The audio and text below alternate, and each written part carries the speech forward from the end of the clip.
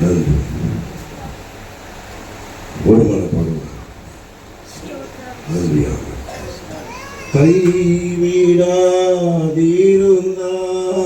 கைவிடாதிருந்தார், கைவிடாதிருந்தார்,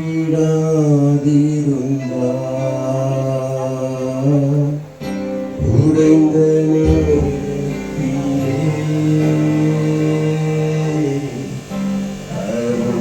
பிடித்து வந்தார், உடைந்த நேரத்திலே அரும் பிடித்து வந்தார். கைவிடாதிருந்தார்,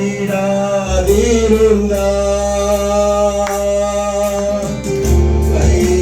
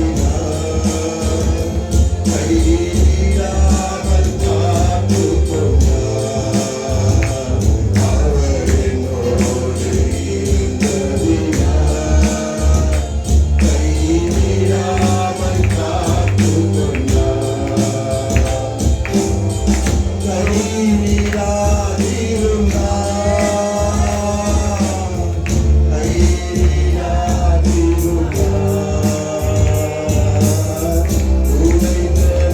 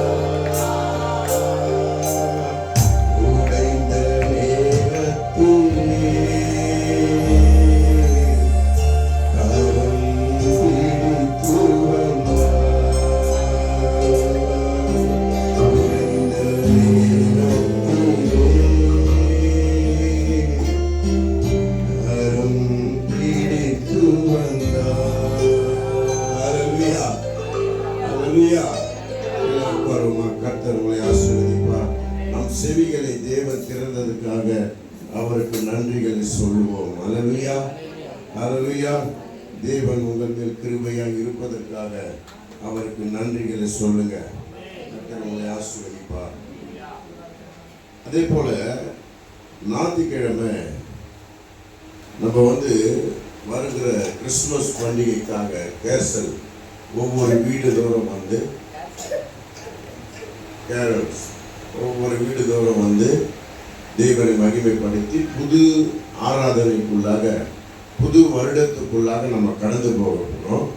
அதுக்காக ஒவ்வொரு வீட்லேயும் புது வருடத்துடைய வாக்கு தத்தங்களை கொடுத்து அவர்களிடத்தில் அன்பு செலுத்தி வரும்படி நாங்கள் முடிவு செய்திருக்கிறோம். சபை வீட்டின் சார்பாக யார் யார் வீட்டுக்கு வரணும் அவங்க எல்லாம் பேர் கொடுங்க. உங்கள் வீடுகளில் சனி ஞாயிறு இந்த 2 நாளில் வருவதற்கு முன்பாகவே உங்களுக்கு அறிக்கையை சொல்லுவோம். அங்கே நம்ம தேவனுடைய நாமத்தை மகிமைப்படுத்துவோம். அல்லேலூயா, அல்லேலூயா. கர்த்தர் நல்லவர். சொல்லுங்க. சங்கீதங்களின் புஸ்தகம் 16ஆம் அதிகாரம் 11ஆம் வசனத்தை வாசிக்கலாம். சங்கீதங்களின் புஸ்தகம் 16:11. ஜீவ மார்க்கத்தை எனக்கு தெரியப்படுத்துவீர். உம்முடைய சமூகத்திலே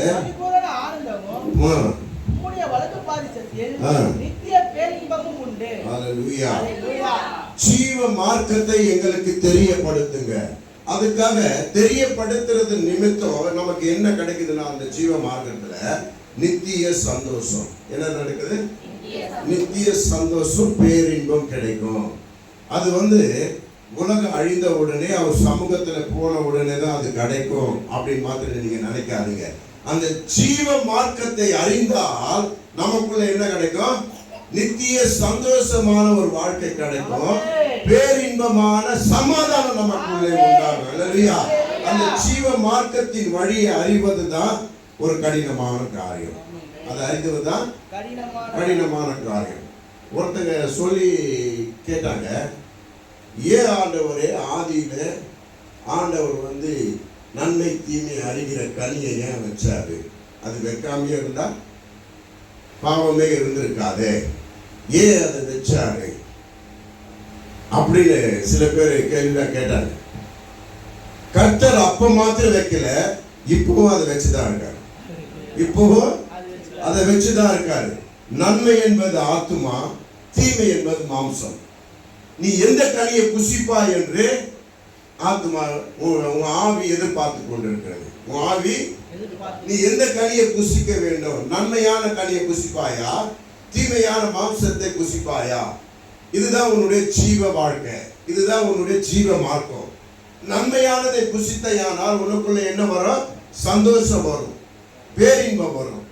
தீமையானதை புசித்தையானால் சஞ்சலம் உண்டாகும், தவிப்பு உண்டாகும், வேதனை வரும், கொடுமையான வார்த்தைகள் வரும், தூங்க முடியாது, தவிப்பு உண்டாகும். நம் நிமித்தமா அநேக பேர் இடர்கள் உண்டாகுவார்கள். நம் நிமித்தமா அநேக பேர் இடர்கள் உண்டாகுவார்கள். வீட்டுல சமாதானம் இருக்காது. அதனால தீமையான இந்த மாம்சத்தின் கனியை நான் புசியாமல் நன்மையா இருக்கிற ஆத்மாவுடைய கனியை புசிக்கும்படி என் ஆவி அதுல பலப்பட வேண்டும். அப்போ எனக்கு நித்திய சமாதானம் உண்டாகும், பேரின்பம் எனக்கு கிடைக்கும். இது எங்கிருந்து கிடைக்கும்னா ஆவியானவர் உனக்கு பலமாய் தருவார். ஆவியானவர் உன்மேல் அன்பு வைப்பார். அல்லேலூயா, அல்லேலூயா. யோனாவை குறித்து ஆண்டவர் ஒரு சாட்சி சொல்லுகிறார். லூக்கா எழுதின புத்தகம் 11ஆம் அதிகாரம் 29ஆம் வசனத்தை வாசிங்க.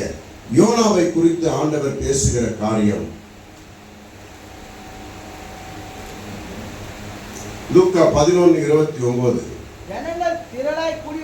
ஜனங்கள் திரளாய் கூடி வந்திருக்கும் போது அவர் இந்த சந்ததியார் பொல்லாதவர்களாய் இருக்கிறாங்க, அடையாளத்தை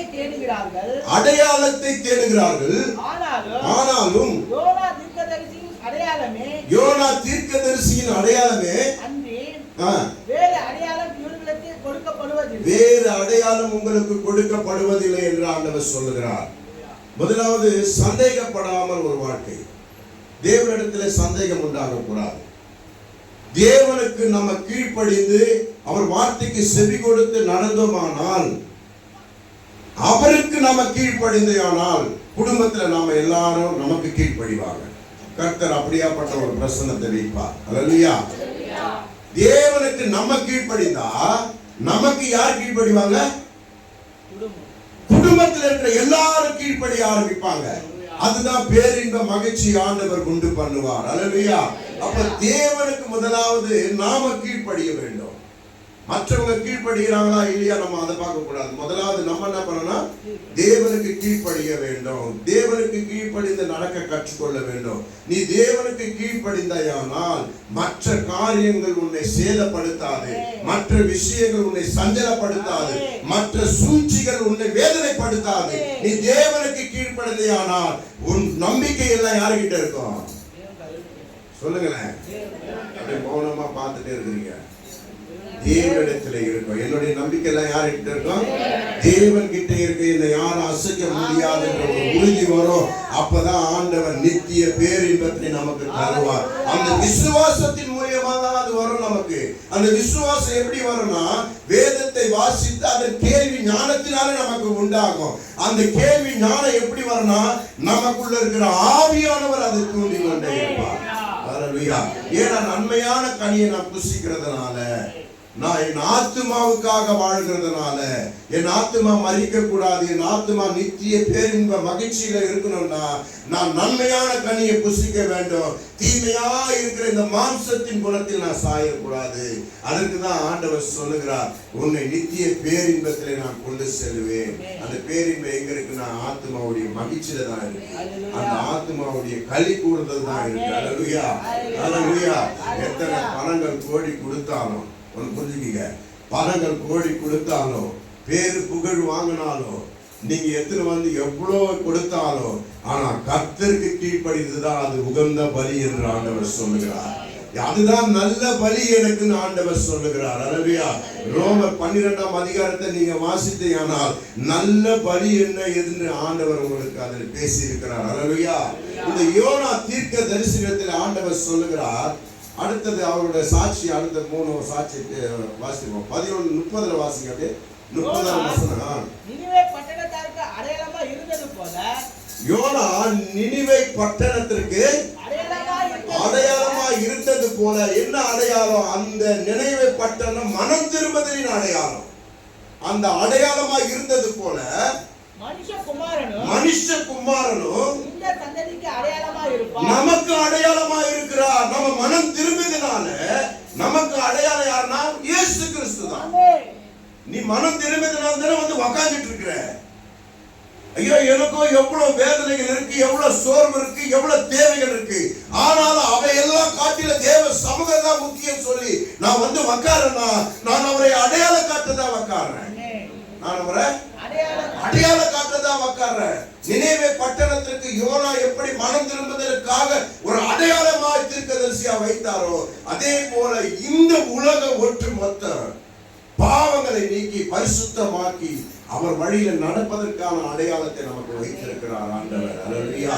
அடுத்தது வாசிங்க. அதுலயே 32வது வசனத்தை வாசிங்க.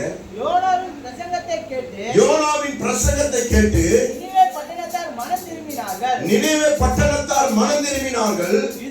இதோ யோனாவிலும் பெரியவர் இங்கே இருக்கிறார். அல்லேலூயா. கரங்களை தட்டுங்க சுவரா. யோனாவிலும் பெரியவர் இங்கே இருக்கிறார். ஆதலால் நியாயத்தீர்ப்பு நாளிலே நினிவே பட்டணத்தார் இந்த சந்ததியாரோடு எழுந்து நின்று உங்கள் மேல் குற்றம் சொல்லுவார்கள். என்ன குற்றம்? என்ன சந்ததியார் அவர்கள்? தேவனுக்கு கீழ்ப்படியாமல் மனம் திரும்பாமல் வாழ்கிற அந்த சந்ததியார். தேவனை அறிந்தோ மனம் திரும்பாமல் வாழ்கிற அந்த சந்ததியார் பார்த்து யார் குற்றப்படுத்துவாங்கன்னா, நினிவே பட்டணத்தில் இருந்த பொல்லாத ஜனங்களாம். அந்த பொல்லாத ஜனங்கள் நம்மளை குற்றப்படுத்துவாங்க. ஏன்னா அவங்களுக்கு ஒரு நெருக்கம் வரும்போது எல்லாவற்றையும் விட்டு தேவ சமூகத்துல உட்கார்ந்து அவருடைய கிருபை பெற்றதுனால அந்த இடத்துல ஒரு மனம் திரும்புதல் உண்டானது. அவர்கள் மேல் கர்த்தர் இறங்கினார். இப்ப அவங்க நம்மளை குற்றம் சாட்டுவாங்க, குற்றம் சொல்லுவாங்க. என்னன்னு? பொல்லாதவரா இருந்த நாங்களே திரும்பிட்டோம். இயேசு இல்லாத காலத்துல வார்த்தையை கொண்டு திரும்பணும். வார்த்தையை கொண்டு இந்த உலகத்தில் இருக்கிற எல்லா மேன்மையை காட்டிலும், எல்லா உயர்ந்த ஸ்தலங்களை காட்டிலும் தேவனுடைய வார்த்தை தான் பெரியது. முதல்ல நம்ம அதை புரிஞ்சுக்கணும். இந்த உலகத்துல எப்படியாப்பட்ட ஜீவனை காட்டிலும், எப்படியாப்பட்ட மேட்டிமையான ஒரு ஸ்தலத்தை காட்டிலும், நீங்க எதோ உயர்வான நினைச்சீங்களோ அவைகளை காட்டிலும் அவர் வார்த்தை மேன்மை உள்ளது. அந்த வார்த்தையை கேட்டு நாங்க மனம் திரும்பினோம். உங்களுக்காக இயேசு ஒருவர் அடிக்கப்பட்டாரு, ரத்தம் சிந்தினாரு, இன்னும் மனம் திரும்பாம இருக்கிறீங்க சொல்லி அவர்கள் குற்றம் சாட்டுவார்கள். என்ன பண்ணுவாங்க? அவர்கள் குற்றம் சாட்டுவார்கள். யோனா தீர்க்கதரிசி ஆண்டவர் கூப்பிடுறாரு, வா யோனாவே, நினைவு பட்டணத்தை போய் அவங்க ரொம்ப பாவம் செய்கிறாங்க, ரொம்ப என்ன அறியாம இருக்கிறாங்க. அவங்களுடைய பாவையின் சமூகத்தில் எட்டினது. அவர்களுக்கு ஒரு மனம் திரும்புதல் உண்டாக, யோனா நீ வா, போ அங்க நினைவு பட்டணத்திற்கு அப்படி சொன்ன உடனே யோனா 2 காரியம் பேசுகிறார்.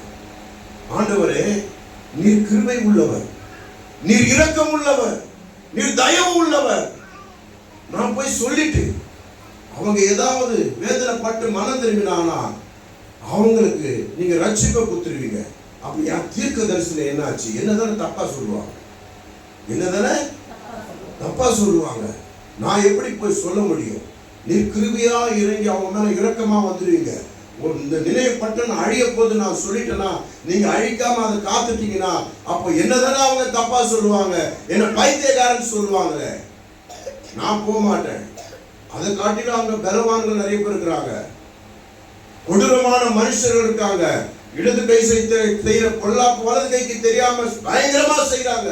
மறைமுகமான பாவங்கள் அநேகமா உண்டு, துணிகரமான வார்த்தைகள் உண்டு, துணிகரமான செயல்பாடுகள் உண்டு. இதெல்லாம் தெரிஞ்சு நீங்க அங்க அனுப்புறீங்கள, நான் தீர்க்க தரிசனம் பொய் நாங்க வந்துருச்சுன்னு வச்சுக்கோ, அவங்க எல்லாம் என்ன பண்ணுவாங்க? என்ன குடிச்சு அடிக்க மாட்டாங்களா, என்ன நொறுக்க மாட்டாங்களா? நான் போக மாட்டேன்னு சொல்லி ஆண்டவர் சமூகத்தை விட்டு ஓடியே போயிட்டான்.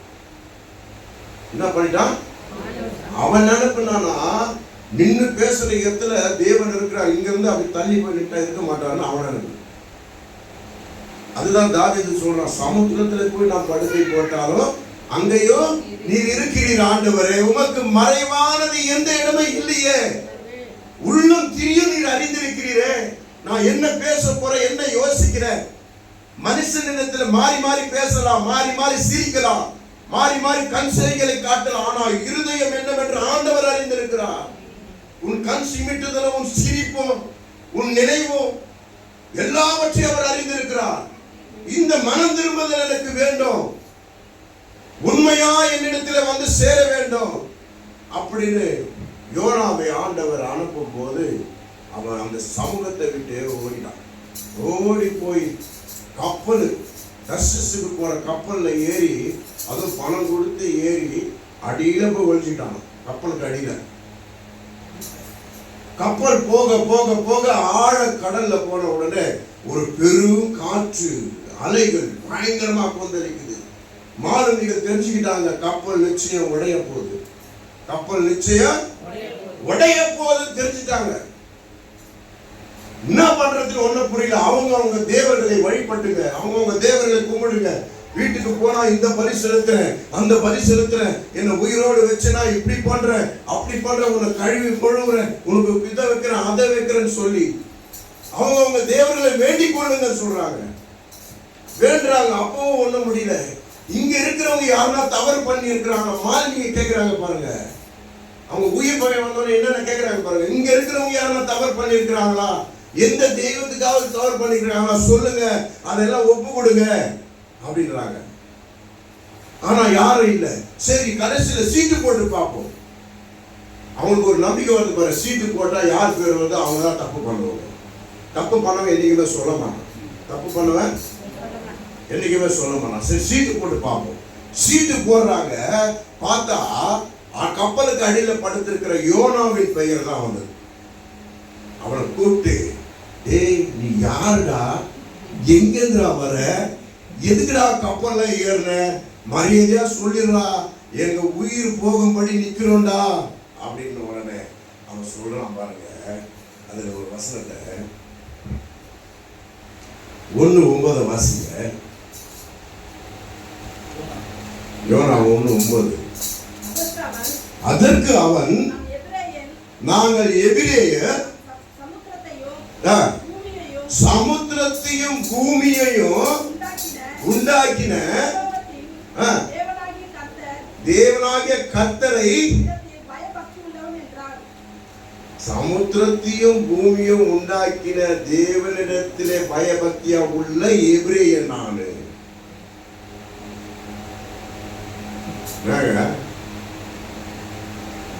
அமைதியா இருக்கீங்க.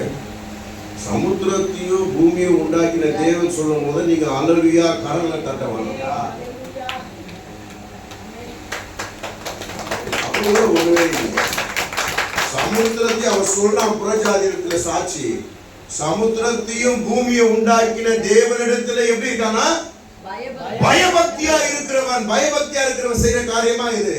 ஒளி இருந்த உயிருக்கு பயந்து அவன் ஸ்தானத்தை விட்டு ஓடுகிறது, அவன் ஸ்தானத்தை விட்டு விலகி போகிறது, உயிருக்கு பயந்து இந்த வாழ்க்கை வாழறதுக்கு அவன் என்ன பண்ணலாம்? செத்தே போலாம். அவன் அடிக்கடி சொல்லுவான், ஆண்டவரே நீ தேவன் என்று அறிந்திருக்கிறேன், உங்களிடத்துல பக்தியா இருக்கிற, ஆனாலும் நான் இதற்கு அனுபவிக்கிறேன், நான் செத்தா நலமா இருக்குமே சொல்லுவான் அடிக்கடி.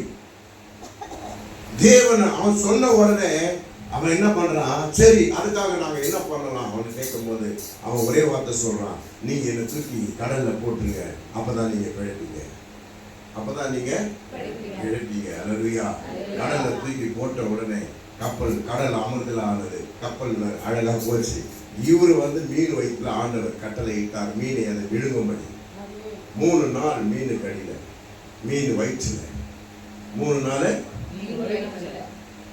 ஆண்டவராக இயேசு கிறிஸ்து மரித்த உடனே 3 நாள் யோனாவை போல பூமிக்கு அடியில இருந்தேன் என்று சொல்லுகிறான். அவன் எப்படி மீன் வயிற்றுல இருந்தானோ அதே போல இவர் எங்க இருந்தாரு? பூமிக்கு அடியில 3 நாள் அந்த இருளிலே இருந்தேன் என்று ஆண்டவர் சொல்லுகிறார். அல்லேலூயா.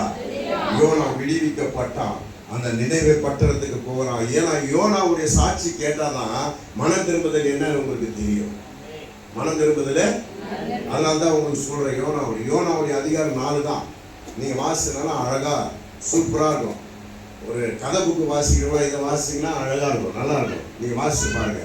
யோனா போகிறான், மீன் அவனை கொண்டு அவன் மன்னிப்பு கேட்டு ஆண்டவரிடத்தில் ஆண்டவரே போறன்னு சொல்லி அவனை கட்டின உடனே வெளியே அவன் நீட்டா போறான். 3 நாள் 8 வாசிங்க. யோனா எழுந்து கர்த்தருடைய வார்த்தையின்படியே நினிவேக்கு போனான். கர்த்தருடைய வார்த்தையின்படியே நினைவுக்கு போனான். நினைவே 3 நாள் பிரயாண விஸ்தாரமான மகா பெரிய நகரமா இருந்தது. யோனா நகரத்தில் பிரவேசித்து, இங்க பாருங்க, நல்லா கவனிங்க. அது விசாலமான பெரிய நகரம். அது எப்படின்னு அளவு கொடுத்துருக்காங்க பாருங்க. யோனா போனா நடந்தே போனான். ஏதாவது வண்டியை பிடிச்சி ஏதாவது ஒரு காசு கொடுத்து அந்த மாதிரி தான் போறான்னு வேதத்தில் போட்டிருக்கு. அவன் பணம் கொடுத்து கப்பல் ஏறி போனான்னு. இப்ப நினைவே பட்டணம் வாசல்ல வந்துட்டான். இங்க இருந்து அவன் பயணம் 1 நாள் முழுவதும்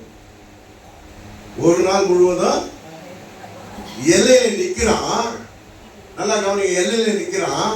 1 நாள் பயணமா. 1 நாள் என்ன தெரியுமா? 24 மணி நேரம். 24 மணி நேரம் பயணமா போய் நினைவே பட்டணம் நடுவுல நிக்கிறான்.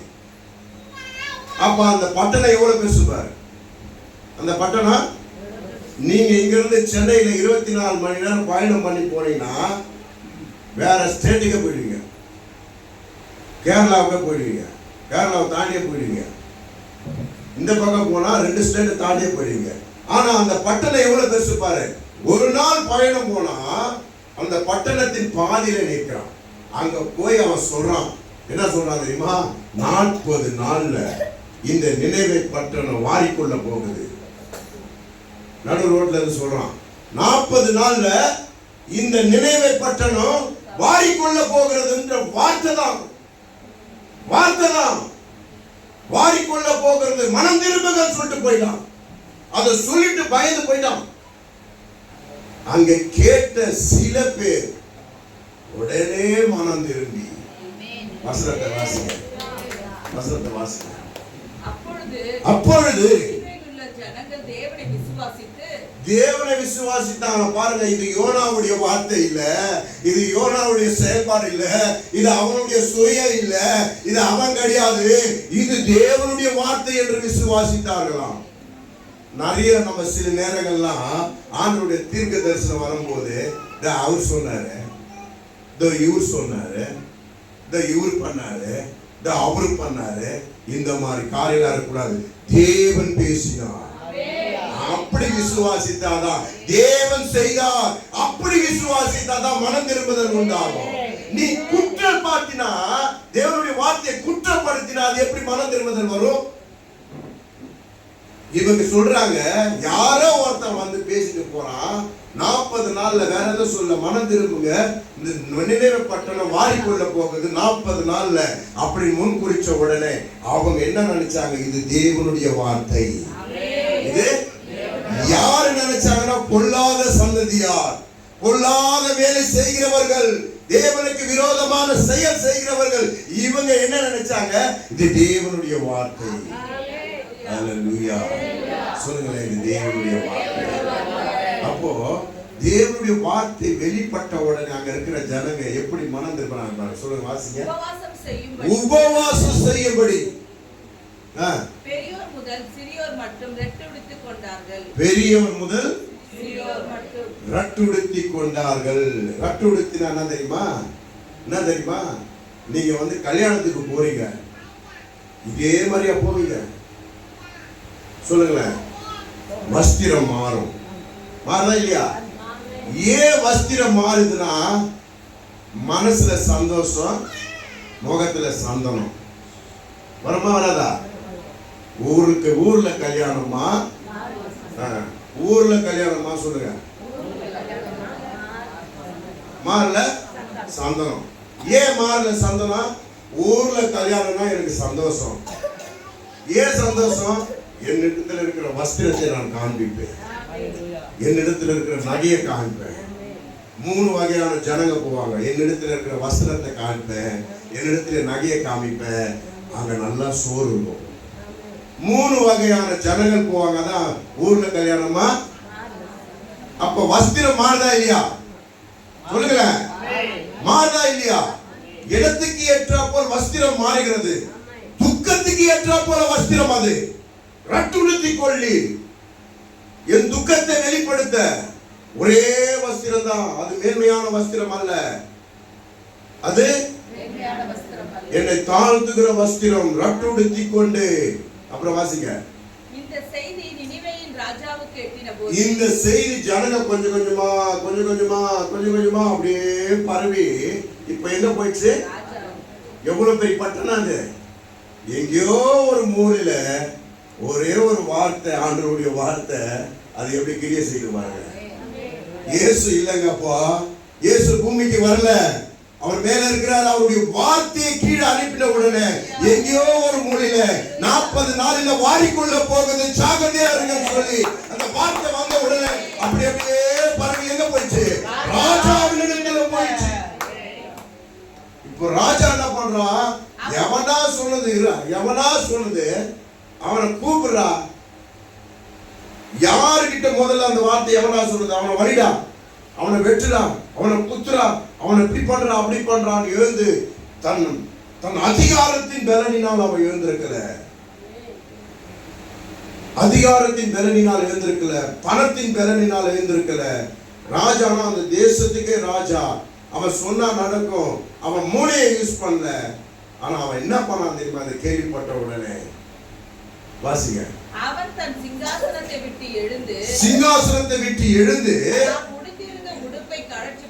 தான் உடுத்தியிருந்த உடுப்பை, ராஜா வஸ்திரத்தை கழற்றி போட்டு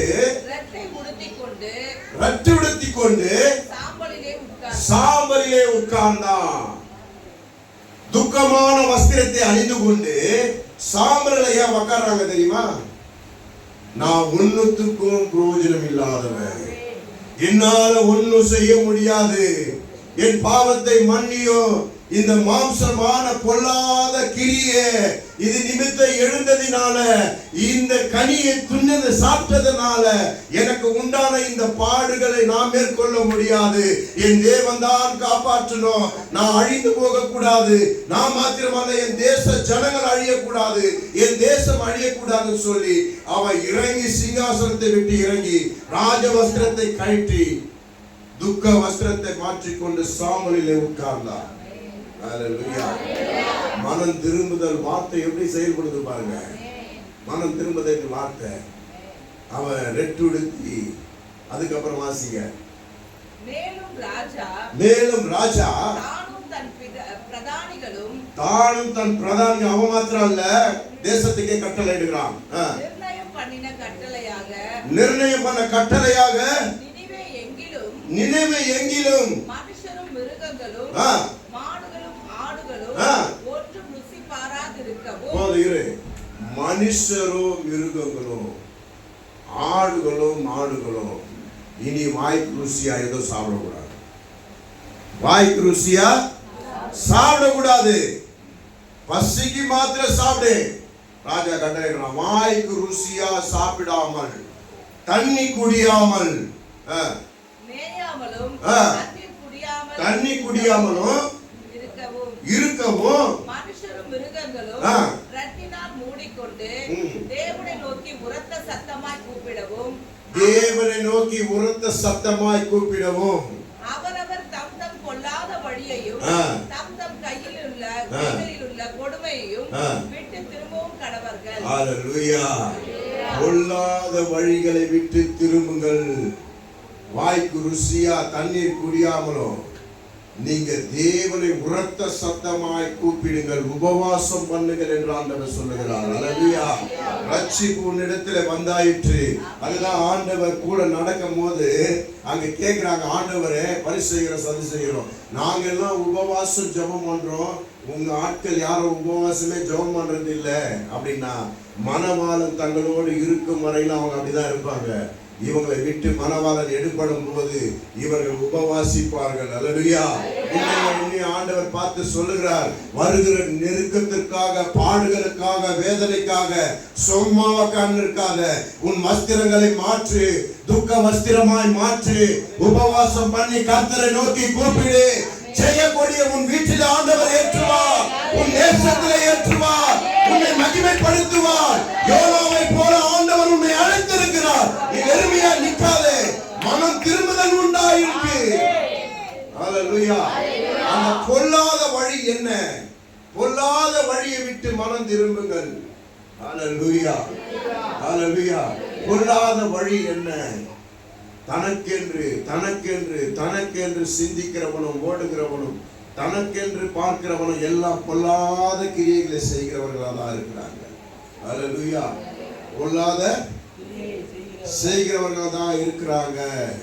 நீ ருசி பாராமல் தண்ணீரை குடியாமல் இருக்க உன் சரீரத்தை நீ ஆயத்தப்படுத்து. உன் சரீரத்தை போதும் விளையாட்டா இருந்தது, போதும் மௌனமா இருந்தது, இனி தேவனிடத்தில் நான் ஏதாகிலும் பெற்றுக்கொள்ள வேண்டும். ஜெபிக்கிறேன் என்னமே எதுவுமே நடக்க மாட்டேங்குது, ஜெபிக்கிறேன் ஏதோ மாற மாட்டேங்குது மட்டும் நினைக்காத. உன்னை ஆண்டவர் சொல்லுகிறார், உன் வஸ்திரத்தை மாற்று, நீ உட்காரு, என்னை நோக்கி கூப்பிடு, உணவை பார்க்காதே, தண்ணீரை பார்க்காதே, அடி வயிற்றிலிருந்து என்னை நீ அழைத்தையானால் என்னுடைய கட்டளை உன்னிடத்தில் பெறப்படும். உனக்கு மனம் திரும்புதலை நான் வைப்பேன், பொல்லாத வழியை விட்டு மாற்றுவேன். உன்னை மாத்திரம் இல்ல, உன்னை சார்ந்திருக்கிற எல்லாரும் பொல்லாத வழியை விட்டு நீங்கி போவார்கள். அல்லேலூயா. அல்லேலூயா. அல்லேலூயா. 2 நாளாகமம் 20:22 வாசிங்க. 2 நாளாகமம் 20:2. சிலர் வந்து யோசேப்பை நோக்கி உமக்கு விரோதமாய் ஏராளமான ஜனங்களாம். விரோதமா எத்தனை பேரு? ஒருத்தர் 2 பேர்லாம் இல்ல, யூதருக்கு விரோதமா ஏராளமான ஜனங்களாம், எதிரிகளாம், தேசத்தை சுற்றி வளைச்சிட்டாங்களாம். உனக்கு விரோதமா ஏராளமான ஜனங்கள் கடலுக்கு அக்கறையிலிருந்து வருகிறார்கள். சொல்லு வாசி. இதோ அவர்கள் எங்கேதியாகிய தாமாரில் இருக்கிறார்கள் என்று அறிவித்தார்கள். அப்பொழுது யோசேபாத்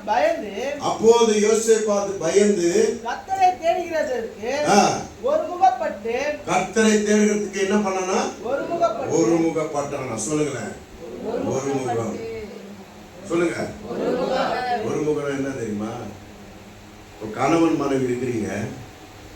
கணவன் மனைவி ஒன்னா ஒரே செயலா இருந்தா தான் குடும்பம். ரெண்டு பேரும் வேற வேற செயல், வேற வேற முடிவா இருந்தா அது குடும்பம் நிக்குமா? பிச்சுட்டு போயிடும். அந்த ஒருமுகம் என்னது? ஒருமுகம். அந்த ஒருமுகப்பட்டு யூதா எங்கும் உபவாசம் பண்ணுங்க. அதனாலதான் நமக்கு விடுதலை உண்டாகும். அதனால்தான் நமக்கு ஜெயம் வரும். ஒருமுகம். இந்த ஒருமுகம் என்ன தெரியுமா? ஆண்டவர் எனக்காக ஜெபம் பண்ணுகிறார். எனக்காக ஆவியானவர் வேண்டிக் கொண்டிருக்கிறார். அவரோடு நான் ஒருமுகப்பட வேண்டும். இரண்டு பேரும் சேர்ந்து ஜெபிக்க வேண்டும். ஆவியானவரும் நானும் முழங்கால் படியிட்டு என் வஸ்திரத்தை மாற்றி என் துக்கத்தை கூக்குரலிட்டு கூப்பிடும் போது உங்களுக்காக நான் வேண்டிக் கொள்வேன் என்று ஆண்டவர் சொல்லுகிறார். அப்போ எங்களுக்காக அவர் வேண்டார்னா, அப்ப அவரோடு நான் ஒருமுகப்பட்டனா, அவரோடு நான் சார்ந்து கொண்டேன்னா என் உபவாசத்துல அந்த இடத்துல ஒரு ஜெயம் வரும். உபவாசம் என்னங்க? சாப்பிடாம இருக்கிறதா? எல்லாத்தையும் அடக்கிறது தான் உபவாசம். பசிய மாத்திரம் அடக்கிறது உபவாசம் இல்ல. உணர்வுகளை அடக்கணும், கோபத்தை அடக்கணும், வெறுப்பை அடக்கணும், இச்சைகளை அடக்கணும். எல்லாத்தையும் அடக்கி ஆளுகிறது தான். பசி வந்தா 10 பறந்து போகும். பசி வந்தா இவை எல்லாம் ஒண்ணு இருக்காது. இவை எல்லாம் பசியா இருக்கிற பணம் கொடுத்தா செயல்படாது. கல்யாணம் பண்ணி வச்சா செயல்படாது. முதல்ல அவனுக்கு என்ன வேணும்? சாப்பாடு வேணும். அப்போ பசி வந்தா என்ன ஆகுது? 10 பறந்து போயிடும். என்ன? ஒரு முக்கியமான ஒரு விஷயம். இந்த இடத்துல ஒரு 10 கிலோ தங்கம் பதிச்சு வச்சிருக்கணும்னு சொல்லிட்டு ஒருத்தனை ஒரு ரொம்ப நாள் பட்னியா போட்டு வச்சுக்க, அவன் அதை மறந்துடுவான். அத ஒரு நாள் ஞாபகம் வச்சுப்பான், 2 நாள் ஞாபகம் வச்சுப்பான், 3ஆவது நாள் அந்த ஞாபகம் போயிட்டு எது வந்துடும்? சாப்பாடு ஞாபகம் வந்துடும். அதுக்கப்புறம் போனா அவன் அன்கான்ஸ்டா போவான். அவன் யாருன்னா அவன் மறக்க ஆரம்பிச்சிருவான். அவனுக்கு நீ சாப்பாடு கொடுத்தோடனே முதல்ல சாப்பிட்டு, ஏன்னா தங்கம் எங்க இருக்கு சொல்றேன், எங்கடாண்ணா? ஆமால சொல்லல. அப்புறம் யோசிக்காங்க, நீதான் ஒரு லைஃப் சொல்ல. அப்ப என்ன ஆச்சு? பசி வந்தா 10 பறந்து போச்சு. என் சரீரத்துடைய இந்த கெட்ட கனி எல்லாம், அதோடைய செயல்பாடுகள் எல்லாம் பறந்து போச்சு. இப்போ நான் ரட்டு உடுத்தி தேவ சமூகத்துல முழங்கால் படிக்கிட்டு பசியோடு தேவனை நோக்கி என் தாகத்துக்காக அவரிடத்துல ஜீவ தண்ணீரை கேட்டு, என் பசிக்காக அவரிடத்துல நல்ல வார்த்தைகளை கேட்க நான் ஆவலா இருந்தேன். ஆனால் கர்த்தர் உன்னை விடுதலை ஆக்குவார். கர்த்தர் உனக்கு ரட்சிப்பை கட்டளையிடுவார். கர்த்தர் மனம் திரும்புதல் உனக்கு மாத்திரமல்ல, உன் குடும்பத்திற்கும் அவர் கட்டளையிடுவார். அல்லேலூயா. அப்ப அந்த உபவாச நாளில ஒருமுகப்பட வேண்டும். ஒருமுகம் எப்படி பட வேண்டும் என்றாய்? நானும் என் பிள்ளைகளும் உட்கார்ற ஒருமுகம் பேசி இருக்குதே வேதம். நானும் என் கணவரும் உட்கார்ற ஒருமுகம் பேசி இருக்குதே. அதெல்லாம் நீங்க பார்க்காதீங்க. உங்களுக்கும் கர்த்தருக்கும் ஆவியானவர் எனக்காக ஜெபம் பண்றாரு. அவரோடு சேர்ந்து நானும் ஜெபிக்க போறேன். இன்று முதல் நான் அவரை ஒருமனப்பட போகிறோம். கர்த்தர் நிச்சயம் எனக்கு பதிலை உண்டு பண்ணுவார். பிதாவின் கரத்திலிருந்து எனக்கு விடுதலை உண்டாகும். எத்தனை பேர் எதிரிகள் எழுப்பி வந்தாலும், எப்படி சூழ்ச்சிகள் நடந்தாலும், எத்தனை பேர் ஏளனமா சிரிச்சாலும் கவலைப்படாதீங்க. அந்த உபவாசத்துல கர்த்தர் உங்களுக்கு ஒரு ஜெயத்தை தருவார். ஹல்லேலூயா, ஹல்லேலூயா, ஹல்லேலூயா. நல்ல சத்தமா சொல்லுங்க. ஒருமுகப்பட வேண்டும். உபவாசத்துல என்ன பண்ணணும்? ஒருமுகம் தேவை. ஒரு மனம். இந்த ஒரு மனம் படுறது விடாது சற்று.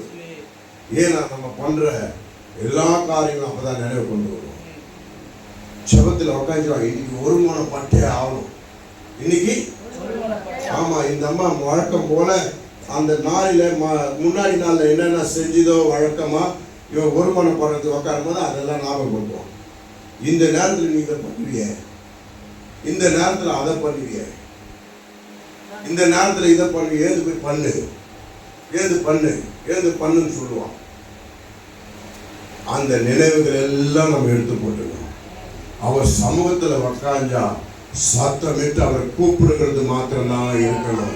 என் சத்தம் மேல எட்டப்பட வேண்டும், என் சத்தத்திற்கு பதில் வந்தாகணும், என் சத்தத்திற்கு ஆசீர்வாதம் வரணும், என் சத்தத்துக்கு சமாதானம் வரணும், எனக்கு ஒரு ஜீவ வாழ்க்கையை அவர் காட்டணும், எனக்கு ஒரு ரட்சிப்பை அவர் கொடுக்கணும், நித்திய சந்தோஷம் எனக்கு உண்டாகணும், மன மகிழ்ச்சி எனக்கு உண்டாகணும் சொல்லி தேவைகளை நோக்கி நீ கத்தும் பொழுது சில பேர் வாயை திறக்க மாட்டாங்க, அப்படியே மௌனமாவே இருப்பாங்க. உபவாசம் இருக்கும்போது எப்படி இருப்பாங்க? சில பேர் என்ன பண்ணுவாங்க, வேலைகள்லாம் போடுவாங்க, வேலையெல்லாம் செய்வாங்க, இப்படி போவாங்க அப்படி போவாங்க, எல்லாம் உட்காந்து சாப்பிடும் போது மாமா சாப்பிடுவான், இன்னைக்கு நான் உபவாசம், இன்னைக்கு நானு. அவங்க வேலை எல்லாத்தையும் செய்வாங்க, எல்லாமே பண்ணுவாங்க. அதுல எங்க உன்னுடைய கூக்குரல் கேட்கப்படும்? உன் இருதய சஞ்சலமாய் தானே இருக்கு, உன் இருதய தேவையை குறிச்சு இல்லையே. பசி வந்தா 10 மறந்துல ஒரே நோக்கம் தான், பசி மாத்திரம் தான் இருக்குன்னு அந்த நினைப்போ இல்லையே. உபவாசத்துல தேவனை மாத்திரம் தான் நினைச்சிருப்பேன், பசியை கூட நான் பார்க்க மாட்டேன், தேவனை தான் நினைப்பேன், அவர் வார்த்தையை நினைப்பேன், அவர் பிரசன்னம், அவர் கட்டளை வரும் வரையில நிற்பேன்னு சொல்லிட்டு அந்த எண்ணம் இல்லையே. உபவாசத்துல எல்லா வேலையும் செய்துட்டு நான் உபவாசம் சொன்னா இது மாயமாலமான கிரி. அப்படிப்பட்ட உபவாசத்தை நீங்க செய்யாதீங்க, அதை ஏற்றே கொள்ளுக்க மாட்டார் ஆண்டவர். உங்க சொந்த வேலையை செய்துட்டு நான் உபவாசமா இருக்கிறேன்னு சொல்றது அது வேஸ்ட். நீங்க செய்யாதீங்க, அது உபவாசமே இல்லை. ஒரு நாள் நியமிங்க, அந்த ஒரு நாள் கூட நான் சொல்றேன் அதை நியமிக்க வேண்டிய அவசியம் இல்லை. இன்னைக்கு எனக்கு பாடு, இன்னைக்கு எனக்கு வேதனை, அதோ உன் எதிரிகள் வந்துட்டாங்க, உடனே ரத்தூட்டி உக்காரது தான் உபவாசம். உடனே எல்லாத்தையும் தூக்கி போட்டு உக்காரது தான் உபவாசம். ஒரு நாளை நியமிக்கும் போது எதுக்காகனா நீ ஆயத்தமாகல. உபவாசம் இருந்து கூட நீ ஆயத்தமாகும், உபவாசம் இருந்து கூட. ஆமா, இந்த 40 நாள் உபவாசம் வரும். அப்ப பாத்தீங்கன்னா நிறைய பேர் என்ன பண்ணுவாங்க, ஆரம்பத்துல இருந்து நிறைய சாப்பிடுவாங்க. அந்த 40 நாள் வரதுக்கு முன்னாடி 2 இட்லி சாப்பிடுவாங்க. ஏன்பா? நான் இல்ல பழகுகிறேன், நான் என்னது உபவாசம் வரப்போது, அதனால உப்பே சரீரத்தை பழகினா தானே. திடீர்னு விட்டோம்னா அதுக்கு ஒரு வியாதி வந்துடுறது. என்ன பண்றோமா? பலவீனமாக இருப்பது. அதுதான் உப்பையே நம்ம ஆயத்தமாகி அப்புறம் உபவாசம் இருக்கும். அதெல்லாம் உபவாசம் கிடையாது. அது உன்னுடைய மேட்டிமையான நினைவு, அது உன்னுடைய சுயநலமான நினைவு. சரீரத்துக்கு ஒரு பாதிப்பு, வாழ்க்கைக்கு ஒரு பாதிப்பு, என் ரட்சிப்புக்கு ஒரு பாதிப்பு வந்தா அப்பவே தேவ சமூகத்தில் சேர்வதுதான் அவர் விரும்புகிறார். ஹல்லேலூயா. அந்த வார்த்தை, யோனாவுடைய வார்த்தை வந்த உடனே அவங்க அடுத்த வினாடி என்ன சொல்றாங்க? உபவாசம் இருப்போம். அதுக்கு ஒரு நாளை நேமிங்க, பேண்ட் வாசிங்க, வாத்திய வாசிங்க. உபவாசம் இருக்கிறதுக்கு இந்த மகள் வருகிறா, வெத்தலை பாக்க வாய்ச்சி வாங்க, அப்படிலாம் கிடையாது. என் குடும்பத்துக்காக, ரட்சிப்புக்காக, என் தெரு மக்களுக்காக, இளைஞர பந்துகளுக்காக நான் உபவாசம் இருக்கிறேன்னா அது எல்லா நாளும் நல்ல நாள் தான். அப்பவே மண்டியிட கற்றுக்கொள்ள வேண்டும், அப்பவே தூக்கி எறிய கற்றுக்கொள்ள வேண்டும். அதுக்கு தான் சொல்றாங்க, வாய்க்கு ருசியா எப்போதும் நீ சாப்பிட பழக்காத. அப்ப நான் உபவாசத்துல என்ன வராது? உனக்கு திருப்தியா வயிறுக்குள்ள சாப்பிடுற எண்ணத்தோடு இருக்காத, உபவாசம் என்ன வராது. நல்லா தூங்கிட்டு இருக்காத, உபவாசம் என்ன வராது. உபவாசம் என்ன? எல்லாம் அளவாய் சொல்லுங்க, எல்லாத்திலையும் ஒரு அளவு தான். சொல்லுங்க, எல்லாத்திலையும் அந்த அளவா இருந்தாதான் ரட்சிப்பு வரும். அளவா இருந்தாதான் ரட்சிப்பு வரும். முதல்ல நான் இவங்களை திருத்தணும் சொல்லி திருத்தாத, முதல்ல நீ மாறு. முதல்ல நீ மாறு. நீ மாறி தேவனுக்கு கீழ்ப்படைந்தால் உன்னை சார்ந்திருக்கிறவர் எல்லாம் கீழ்ப்படிய ஆரம்பிச்சுவாங்க. யாருக்கு? உனக்கு கீழ்ப்படிவாங்க. கர்த்தருடைய அபிஷேகம் அதுதான், கர்த்தருடைய அழைப்பு அதுதான். அப்ப வாய்க்கு ருசியோடு நான் அதை திடீர்னு விடணும்னா நான் ஆயத்தமாகணும். இப்பதுல இருந்தே நான் கஞ்சி குச்சி பழகிறேன், இப்பதுல இருந்தே 2 இட்லி சாப்பிட்டு பழகிறேன். இது நடிப்புக்கான உபவாசம். இது உன் எதிரிகள் வந்துட்டாங்க, எல்லையில நிக்கிறாங்க, 40 நாள் அழிக்கப்பட்டு போக போது, 40 நாள் நான் ரோட்ல வந்து நிக்க போறேன். 40 நாள் எனக்கு பெரிய அவமானம் வரப்போகுது. 40 நாள்ல ஏதோ சத்ரு ஒரு காரியத்தை பண்ண போகிறான். நான் விட மாட்டேன். இன்னைக்கு ரட்டுடுத்த போறேன். இன்னைக்கு சாவலில் உட்கார போறேன். இன்னைக்கு கதறி கூக்குரல் விட போறேன். தேவ சமூகத்துல இருந்து எனக்கு பதில் வரும். அதுதான் உண்மையான மனம் திரும்புதல். எப்போதும் ஆயத்தமா இருக்கணும். எப்போது ஆயத்தமா யார் இருப்பாங்கன்னா, தேவனை முன் நிறுத்தி அவருக்கு பயப்படுகிறவன் தான் எப்போதும் ஆயத்தமா இருப்பான். தேவனை முன் நிறுத்தி அவருக்காக வாழ்கிறவன் தான் ஆயத்தமா இருப்பான். தேவனை முன் நிறுத்தி என் ஜீவனெல்லாம் அவருக்கு தான் சொல்லி வாழ்கிறவன் ஆயத்தமா இருப்பான். எப்போதும் அதுதான் வருகைக்கு எடுத்துக்கொள்ளப்படுகிற ஒரு வாஞ்சியான ஒரு எண்ணமா இருக்கும். எப்போதும் ஆயத்தமா இருக்கணும். ஹல்லேலூயா.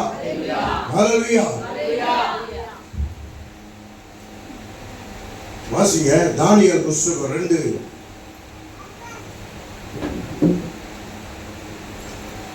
தானியேல் 3:28 வாசிங்க. அப்பொழுது நேபுகாத்நேச்சார் வசனித்து சாத்ராக் மேஷாக் ஆபேத்நேகோ என்பவர்களுடைய தேவனுக்கு ஸ்தோத்திரம். அவர்கள் தங்களுடைய தேவனை தவிர வேறொரு தேவனையும் செவித்து பணியாமல் அவரையே நம்பி ராஜாவின் கட்டளையை தள்ளி தங்கள் சரீரங்களை ஒப்பு கொடுத்ததினால் அவர் தமது தூதனை அனுப்பி தம்முடைய தாசரை விடுவித்தார்.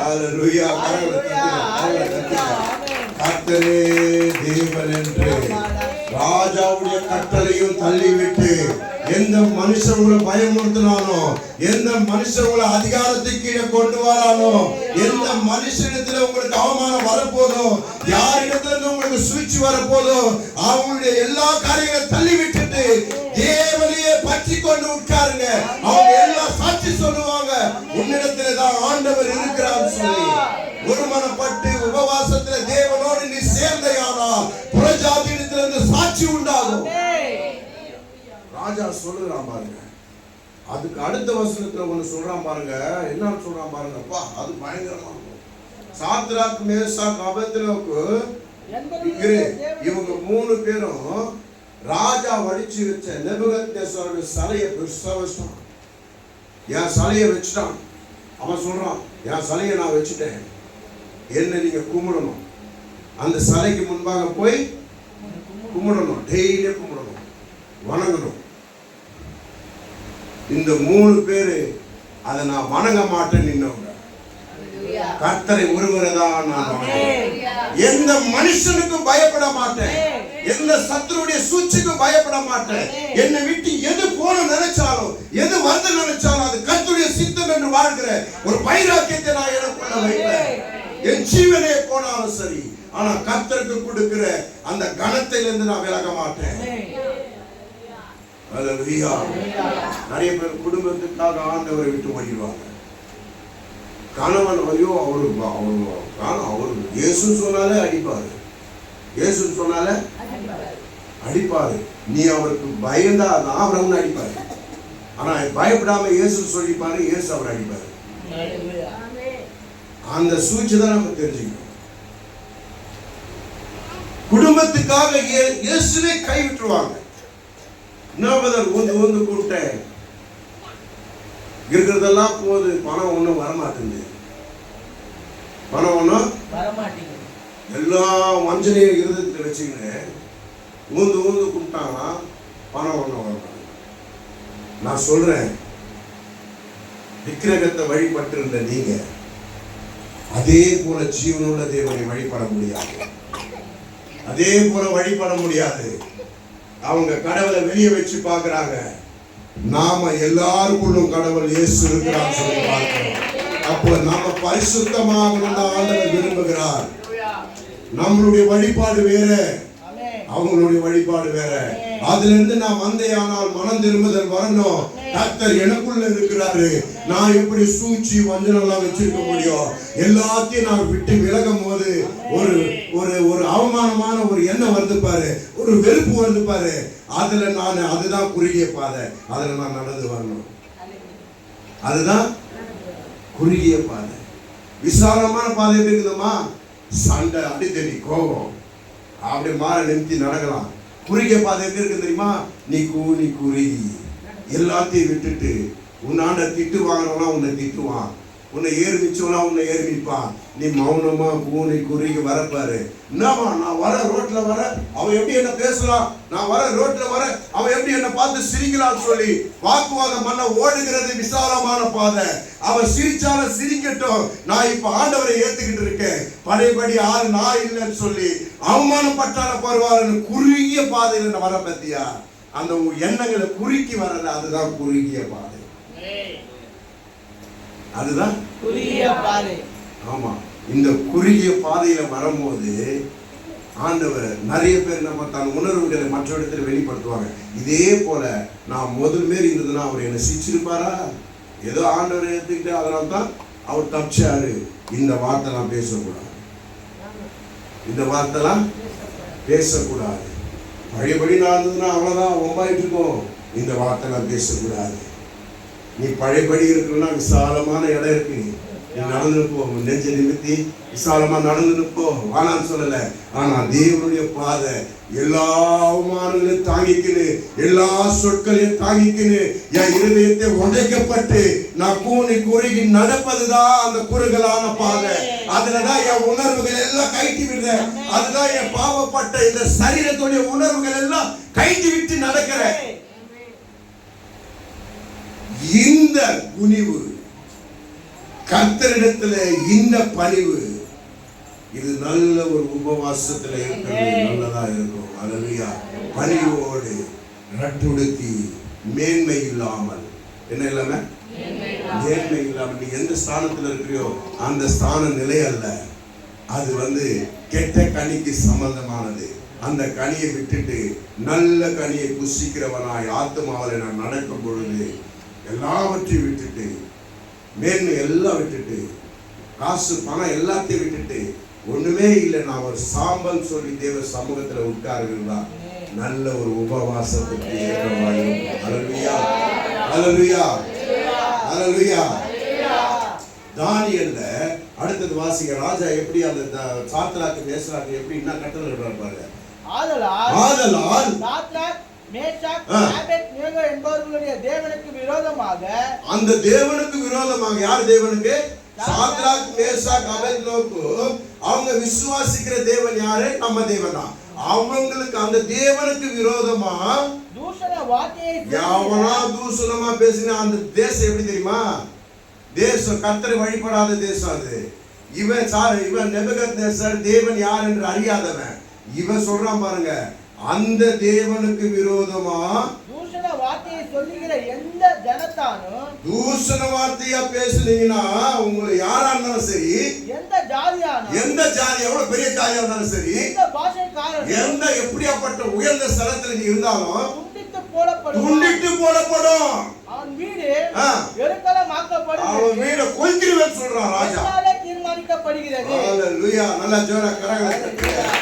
உன்னுடைய ராஜாவும் நீ சாம்பலிலே ரட்டு உடுத்தி உட்காரும் போது, ஒரு ஜெயத்தை கொடுத்த போது, ஐம்புலங்களும் அடக்கி நீ தேவ சமூகத்தில் உட்காரும் போது, எந்த மனுஷனும் உன் வீட்டையோ உன் உடைமைகளையோ உன் உணவையோ உன் தண்ணீரையோ கொள்ளையிடாதபடி கர்த்தர் அவர்களை சுட்டரித்து போடுவான்.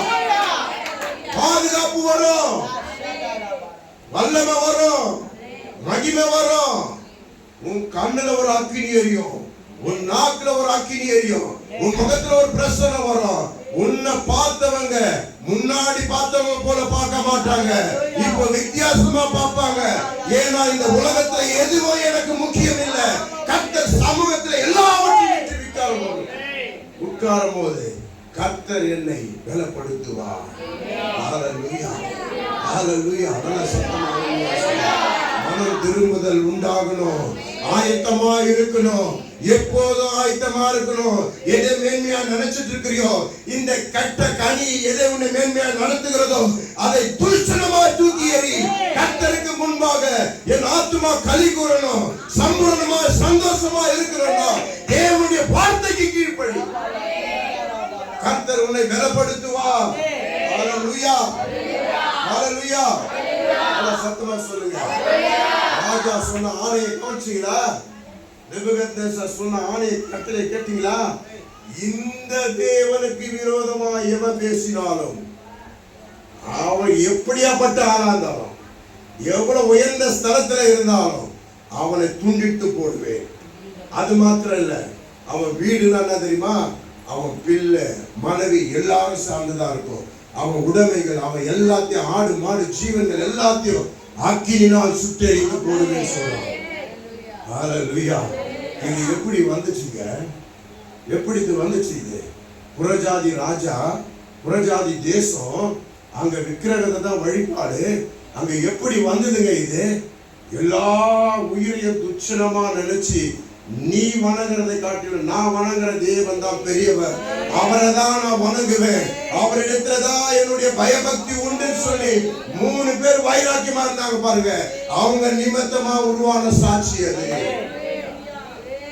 நீ இந்த மாம்சத்தை துச்சனமா நினை, பெருமையா நினைக்காத. இது ஒண்ணுமே கிடையாது. இது துச்சனமா நினை. இதோடைய மேன்மையெல்லாம் ஒண்ணும் கிடையாது. இது மேட்டுமையெல்லாம் ஒண்ணும் கிடையாது. இன்னைக்கு நான் படுத்து நாளைக்கு கண்ணு வீழ்ச்சினாதான் இதுக்கு மேன்மை. இல்லைன்னா இது மண்ணு சாப்பிட்டு போயிடும். இல்லைன்னா மண்ணு சாப்பிட்டு போயிடும். இது மண்ணு. இந்த மண்ணுக்குரிய மேன்மை. இந்த கெட்ட கனி உருவாக்குற இந்த உணர்வுகளுக்கு நான் அடிமையாக மாட்டேன். பொய் கூறுதல், புறம் பேசுகிறது, கெட்ட நாவு உள்ளது, கெட்டதை கேட்கிறது, கெட்டதை பார்க்கிறது, இதற்காக வாழ மாட்டேன். சம்பூரணமா திருப்தியா நான் இருக்கணும்னா ஆத்துமாவில் தேவனுடைய வசனத்தினால நான் பயத்தோடு களி கூறுவேன். ஹல்லேலூயா. அதுதான் அந்த உபவாச நாளில அந்த வைராக்கியத்தை தான் ஆண்டவர் எதிர்பார்க்கிறேன். நானும் உபவாசம் இருக்கிறேன்னு சும்மா உட்காராத. ஓட்ட பந்தயத்துல ஓடுறேன்னா முதல்ல வரணும். நானே ஓட்ட பந்தயத்துல ஓடுறேன்னா முதல்ல வரணும் நினைச்சு ஓடு. சும்மா ஒரு இதுக்காக டைம் பாஸுக்காக கலந்துக்கிறேன். சும்மா வந்தா போதும், சும்மா என் பேர் வந்தா போதும், நான் ஓடும் போது என் மூஞ்சி லைட்டா தெரிஞ்சா போதும், அந்த கதைக்காக ஓடாது. அதுக்கு நீ ஓரமா உக்காந்துரு. ஓட்ட பந்தயத்துல நான் ஓட போறேன்னா கப்பை நான் பெற்றுக்கொள்ள வேண்டும், தேவனுடைய கிரீடத்தை நான் பெற்றுக்கொள்ள வேண்டும், ஜீவ வாழ்க்கை எனக்கு வந்தாகணும்னு சொல்லி அந்த ஓட்டத்திற்காக ஓட நீ பிரயாசப்படு. அதுதான் கிறிஸ்துவுடைய வாழ்க்கை. அப்ப நான் எப்போ வேணாலும் ரெடியா இருப்பேன், எப்போ வேணாலும் உட்காருவேன், எப்போ வேணாலும் தேவனை நோக்கி கூப்பிடுவேன். ஏன்னா என் சரீரத்துடைய இச்சைகள் எல்லாவற்றையும் அடக்கி வைத்திருக்கிறேன். நானு அதற்காக வாழறவன் நான் கிடையாது. அதை புசித்து குடித்து சந்தோஷமா இருந்து சொல்லி கட்டளையிடுகிற ஆள் நான் கிடையாது. ஹல்லேலூயா. என் கிட்டலாம் எப்படிதமா இருக்கும்? என் ஆத்துமா களி கூறுகிறது. தேவனுடைய வார்த்தையை கேட்கும் போது என் ஆத்துமா களி கூறுகிறது. அவர் வார்த்தையில ஜீவன் உண்டு. யோனா சொன்ன மாத்திரத்துல நினைவு பட்ட மனம் திரும்பினது போல இப்ப நான் சும்மா இருக்க மாட்டேன். என் குடும்பத்தை அபகரிக்கிற, என் இனத்தை அபகரிக்கிற, என் உடைமைகளை அபகரிக்கிற சூழ்ச்சிகள் நடந்தா நான் ரட்டு உடுத்தி உடனே உக்காந்துருவேன். தேவனோடு ஒருமனப்படுவேன். யாரு வராங்களோ இல்லையோ அதை நான் பார்க்க மாட்டேன். கர்த்தரும் நானும் சேர்ந்து பிதாவை நோக்கி ஜெபிப்போம். பிதாவின் கரத்திலிருந்து எனக்கு வல்லமை வரும், வரங்கள் வரும், விடுதலை வரும், கட்டளை எழுதுவார் அவர். அது மாத்திரமல்ல, உன் உடைமைகளையும் உன் வீட்டையும் உன் பிள்ளைகளையும் எல்லாரையும் கர்த்தர் பாதுகாப்பார். இவர்களுக்கு விரோதமாய் எழும்புகிறவர்களை அக்கினினாலே சுட்டெரிப்பார். உனக்கு விரோதமாய் எழும்புகிறது அக்கினினாலே ஆண்டவர் சுட்டெரிப்பார். ஹல்லேலூயா. ஹல்லேலூயா. யோனா 3:8 வாசிங்க.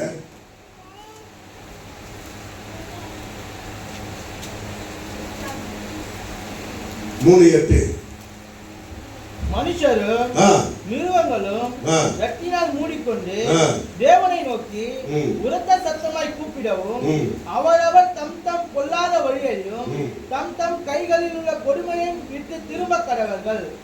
கொல்லாத வழி சொல்லுறேன். கொல்லாத வழி. கிறிஸ்தவ வாழ்க்கை என்ன தெரியுங்க? எப்போதும் ஆயத்தமா இருக்கும். எப்போதும் ஆயத்தமா இருக்கும். நாளைக்கு தள்ளி போறவன் கிறிஸ்தவம் கிடையாது. அடுத்த வாரம் தள்ளி போறவன் கிறிஸ்தவம் கிடையாது. எப்போ வேணா ஆயத்தமா இருக்கும். ஆண்டவர் என்னென்ன பேசுறாரு? 40 நாள் உபவாசம் இருக்கணும்னு சொல்லி உபவாசம் இருக்கணும்னு சொல்லிட்டாரு. சரி, அதை நான் நினைச்சிட்டேன், இந்த உபவாசம் இருக்கணும். எப்போ இருக்கணும் அது தெரியாது. நாளைக்கு இருக்கிறாமா, நாளைக்கு இருக்கிறாமா, அப்படியே யோசனைல அப்படியே மறந்துட்டேன். அந்த உபவாசமே மறந்துட்டேன். 40 நாள் என் சமூகத்துல உக்காருன்னு ஆண்டவர் சொன்னார். அப்படியே மறந்துட்டேன். திடீர்னு ஒரு இரவுல பேசுறார் ஆண்டவர், நாளைக்கு என் சமூகத்துல உக்காருங்க. எப்போ பேசுறாரு? நைட்டு 9:10 இருக்கும். உடனே வீட்டுக்கு வந்தேன், எல்லாத்தையும் கொடுத்துட்டு நீ பார்த்துக்க குடும்பத்தை சொல்லி கதவை மூடி உள்ள உக்காந்துட்டேன். 40 நாள் கழிச்சு தான் வெளியே வந்தேன். அல்லேலூயா. கரங்களை தட்டுங்க. அந்த உபவாசம் என்பது கர்த்தருக்கும் உனக்கும், சொல்லுங்க, ஆண்டவருக்கும் எனக்கும், எனக்காக செபிக்கிறவருக்கும் எனக்கும். நான் உபவாசம் இருந்தேன்னா கர்த்தர் ஒரு நியாயத்தை செய்வார், கர்த்தர் ஒரு நீதியை செய்வார். சொல்லுவாங்க, நீனா ஆட்டம் ஆடுற, இப்ப பாரு நான் போய் உபவாசம் பண்ணன்னு வச்சுக்கோ, உன் கை ஒஞ்சிரும், உன் கால் ஒஞ்சிரும், நீ இல்லாம போயிடுவ பாரு. இதுக்காக நிறைய பேர் உபவாசம் இருப்பான். ஆண்டவரே அந்த மனுஷனை பூமியில இல்லாத பண்ணுங்கப்பா, அவனால எனக்கு தொந்தரவாகுது. நீ மாறணும் தான் ஆண்டவர் அவனை வச்சுக்கிறாரு. நீ மாற வரலாம் அவர் இருப்பான். நீ மாற வரலாம். என்ன மாறணும், என்ன மாறணும், அதான் கவனிக்கணும். என்ன மாறணும்? நான் மாற வரலாம். அவனப்பா குத்தினே இருக்கிறானப்பா, அவனப்பா அச்சுக்கிறே இருக்கிறானப்பா, நீ ஒன்றும் பண்ண மாட்டீங்க. எத்தனை ஒன்னே வசனத்தை எத்தனை நாளைக்கு பொறுமையா இருப்பீங்க ஆண்டவரே? ஒரு அம்பு அவன் மேல ஊத்தும், அக்கினியை ஊத்தும், ஈட்டியை அனுப்பும், அவனை சாகடியும், போற வழியில அவன் ஆக்சிடென்ட் ஆகி செத்து போயிட்டோம், அவன் வண்டியை தள்ளி விடும், அவனுக்கு எனக்கு தொந்தரவா இருக்கிறான்ப்பா. அவன் எனக்கு இந்த குணம் மாற வரலாம். அவன் கூட முன்னாடியே இருப்பான், உன்னோட சூப்பரா இருப்பான். ஒண்ணுமே நடக்காது, அவனுக்கு ஒண்ணுமே நடக்காது. உன் உணர்வுகளுக்காக நீ ஜெபம் பண்ணக்கூடாது. இந்த உணர்வு மட்டமானது, இந்த உணர்வு சுயநலமானது. இந்த உணர்வுக்காக தேவன் சிலுவை சுமக்கல. அவர் கேட்கவே மாட்டார் அந்த ஜெபத்தை. அப்பதான் அவன் மேல கிருபையா இறங்குவார் ஆண்டவர். அவனுக்கு இன்னும் ஆசீர்வதிப்பாரு, இன்னும் பழகி பெருகுவான். நீ என்ன பண்ணுவ? வெறுத்து போய் இந்த ஆண்டவர் மோசமானவர் சொல்லி ஆண்டவரையும் விட்டு போயிடுவார். ஆனா சிக்ஷையை கவனிக்க மாட்டேன். என்ன கவனிக்க மாட்டேன்? அவன் ஏன் பழகி பெருகிறான்? பெருகிட்டான் ஆண்டவரை. அப்ப இதை வாங்கிட்டான், அதை வாங்கிட்டான், நல்லா இருக்கு, இதோட சூப்பரான வாழட்டும். அவனுக்கு எனக்கு ஒண்ணு இல்லை. கர்த்தர் அவனை ஆசீர்வதிக்கிறான். அவன் அங்க மாட்டான், என் வீட்டு பக்கத்துல கூட வரட்டும், கர்த்தர் நல்லா இருக்கு. அல்லேலூயா. அப்படி ஆசீர்வதிச்சு பாரு, அவனுக்கு முன்னாடி ஒண்ணு மேன்மைப்படுத்துவான். அல்லேலூயா. அவன் காலை ஓடிங்கன்னா உன் கால் தான் ஓடும். சண்டை போடுறவர் இல்லை, விரோதம் பண்ணுகிறவர் அல்ல. அதுதான் சொல்றாரு. எருசலேமில் உள்ள போறதுக்கு முன்னாடி வாசல் நிற்கிறாங்க. இயேசு நிற்கிறாரு. இயேசுடைய வார்த்தை புறந்தள்ளுறாங்க. இயேசு பேசும்போது மட்டமா நினைக்கிறாங்க. உடனே பேதுரு சொல்றான், ஆண்டவரே, எலியா அழைச்சது போல அக்கினி வந்தது பாருங்க, அதே மாதிரி அக்கினி இறங்கி அவனை சுட்டெரிங்க ஆண்டவரே, சுட்டெரிங்க ஆண்டவரே. இயேசு ஒன்னு அவன் மூஞ்சி பார்த்து, நீ முதல்ல என்ன ஆவியில இருக்கிற, நீ முதல்ல என்ன ஆவியில இருக்கிற, நீ முதல்ல அதை தெரிஞ்சுக்கோ. முதல்ல நீ கோபத்தின் ஆவியில இருக்கிற, நீ வெறுப்பின் ஆவியில இருக்கிற, அந்த ஆவியை தூக்கி போடு. அந்த ஆவி கர்த்தருக்கு விரோதமான செயல் எல்லாத்தையும் அங்கப்பாரு. அதுக்குதான் மனுஷகுமாரன் வந்திருக்கிறேன். அதுக்குதான் மனுஷகுமாரன் வந்த நோக்கமே அதுதான். அப்ப அவன் வளரணும், இவன் வளரணும், போராமப்படாது. அவன் வளரட்டும், நல்லா இருக்கட்டும், அவன் மேல அன்பு செலுத்து. அதுதான் மனுஷகுமாரனுடைய செயல்பாடு. நீ அதற்காக உபவாசம் இருக்காத. உபவாசம் என்பது என்ன தெரியுமா? உன் குடும்ப ரட்சிப்பு, சம்பூர்ணம், சந்தோஷம். இது உன் குடும்பத்தில் எப்போதும் இருக்கும். இது உன் குடும்பத்துல, இதுதான் ஜீவன் உள்ள வாழ்க்கை. இதுக்காக தான் நான் உபவாசம் இருக்கணும். இதுக்காக தான் நான் உபவாசம் இருக்கணும். ஜீவன் உள்ள வாழ்கிற வாழ்க்கை வாழ்கிறவன் எவனோ அவன் செய்யறதெல்லாம் வாய்க்கும். அவனோடு கர்த்தர் இருப்பார். அவன் நீடிய நாட்கள் எல்லாம் அவனுக்கு தேவைகளை சந்திப்பார். அவன் ஒன்றுமே தேடி ஓட மாட்டான். கர்த்தரை சார்ந்தே இருப்பான். எல்லா நேரங்களிலும் ஆயத்தமா இருப்பான். எப்ப உபவாசத்தில் ஆயத்தத்தோடு உட்காருவான். அவன் எப்போது உட்காரும் போது தன் உணர்வுகளை அடக்கியே கர்த்தரை அவன் தான் ஜீவன் உள்ள வாழ்க்கை வாழ்கிறவன். அல்லேலூயா.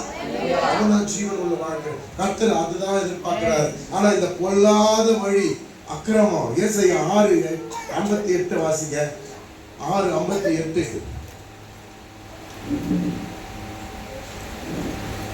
6 வாசிப்பா. 58வது அதிகாரம் 6ஆம் வசனத்தை வாசிங்க. ஏசாயா. அக்கிரமத்தின் கட்டுகளை அவிழ்க்கிறதும். அப்ப அக்கிரமத்தின் கட்டை யார் அழுக்கிறாரு? ஆண்டவர் தான் அழுக்கிறாரு. உன்னிடத்தில் அக்கிரமம் இருந்தா உபவாசத்துல வைராக்கியமா உட்காரு, அந்த கட்டுகளை ஆண்டவர் அவிழ்ப்பார். அக்கிரமத்தின் கட்டுகளை அவுக்கிறதுக்கும் நுகத்தடியின் பிணையல்களை நெகிழ்கிறதும் நெருக்கப்பட்டிருக்கிறவர்களை விடுதலை ஆக்கி விடுகிறதும் சகல நுகத்தடிகளை உடைத்து போடுகிறதும் சகல நுகத்தடியை உடைத்து போடுகிறதும் கர்த்தருடைய கரத்துல தான் இருக்குது. நுகங்கள்னா என்ன தெரியுமா? நுகம்னா முதல்ல நீங்க புரிஞ்சுங்க. நுகம்னா என்ன? நாணல் அசைது தெரியுமா? நாணல் பார்த்திருக்கீங்களா? கிராமத்துல இருக்கிற நாணல் என்ன தெரியுமா? என்னது? நாணல். அதான் நான் சொன்னேன். நாணல்னா என்னது? என்னது அது தெரியல. புல்லு மாரி ஒசாரமா வளரும் மெலிசா தெரியுமா? அதுதான் நாணல். இது என்ன பண்ணுனா காத்தடிக்கிற திசையில அப்படி சாயும். காத்தடிக்கிற திசையில எப்படி சாயும்? இது என்ன பண்ணா நாணலை போல வாழ்கிற வாழ்க்கை நமக்கு இருக்கக்கூடாது. இதுதான் நுகத்தடி. எப்படின்னா ஒரு குணம் என்கிட்ட இருக்கு, ஒரு குணம் இருக்கு. இந்த குணம் தான் நுகம். இது நம்ம தோல் மேல சாத்தான் வச்சிருக்கான். இந்த நுகத்தை முறிக்கணும். இந்த நுகத்தை இச்சை இருக்கு என்கிட்ட நிறைய. என்கிட்ட பெருமை இருக்குது. என்கிட்ட நல்லா வாய்க்கு ருசியா சாப்பிடணும் இருக்குது. என்கிட்ட எவனா எப்படின்னா போட்டோம், நான் வாழ்கிற வாழ்க்கை தான் கரெக்டு. எவனா எப்படின்னா போட்டோம், என் நிமித்தமா அவன் துக்கப்பட்ட அழுதாயுது போட்ட போ. அதுக்கு இருதயத்தில் ஒரு அறியாம ஓடுகிற ஒரு கடினமான இருதயம். இதெல்லாம் நுகங்கள். இதெல்லாம் நுகங்கள். இந்த நுகத்தை முறிக்க ஆண்டவர் என்ன பண்ணுகிறார்னா அவருடைய நுகத்தை தருகிறார். அவருடைய நுகத்தை நம்ம வைக்கிறார். என்ன நுகம்னா சாந்தமும் மனத்தாழ்மையும். என் நுகத்தை ஏற்றுக்கொண்டு உபவாசத்துல உட்காருங்க. அவர் நுகத்தை ஏற்றுக்கொண்டு உபவாசத்துல உட்காருங்க என்று ஆண்டவர் சொல்லுகிறார். அல்லேலூயா, அல்லேலூயா. அப்ப அந்த பொல்லாத வழியை விட்டு நுகத்தடியை அறுக்கும்படியான கர்த்தரை நோக்கி பார்த்து அவர் நுகத்தை என் மேல் வைக்கும்படி கேட்க வேண்டும். அதிலே 5வது வசனத்தை வாசிங்க. மனுஷன் தன் ஆத்மாவை ஒடுக்கிறதும் தலை வணங்கி நாணலை போல் இரட்டிலும் சாம்பலிலும் படுத்துக் கொள்கிறதும் எனக்கு பிரியமான உபவாச நாளா இருக்கும். அல்லேலூயா.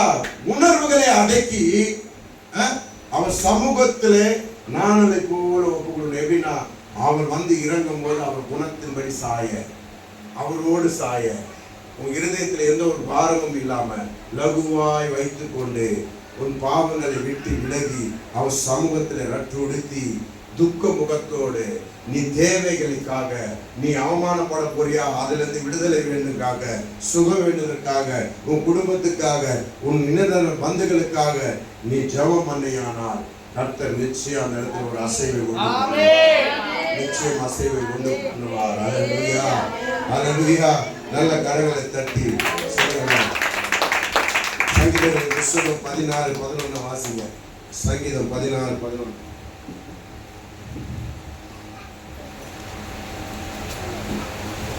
ஜீவ மார்க்கத்தை எனக்கு தெரியப்படுத்துவி, உம்முடைய சமூகத்தில் பரிபூரண ஆனந்தமும் உம்முடைய வலது பாரிசத்தில் நித்திய பேரின்பமும் உண்டு.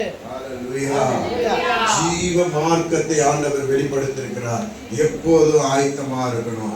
சொல்லுங்க, எப்போதும் ஆயத்தமா இருக்கணும். கர்த்தரோடு இருக்கணும், கர்த்தரோடு இருக்கணும். என்னுடைய உணர்வுகளுக்காக நான் வேலை செய்யக்கூடாது, என்னுடைய உணர்வுக்காக நான் ஓடக்கூடாது. நல்லது கெட்டது ரெண்டு கொடுத்திருக்கிறார் ஆண்டவர். நல்லதை மாத்திரம் நான் ஏற்றுக்கொள்ளுவேன். கெட்டமான சிந்தைகள் எல்லாவற்றையும் தள்ளி விடுவேன். அல்லேலூயா. ஏற்றுக்கோமா. அல்லேலூயா. நன்றி. Thank you, Jesus.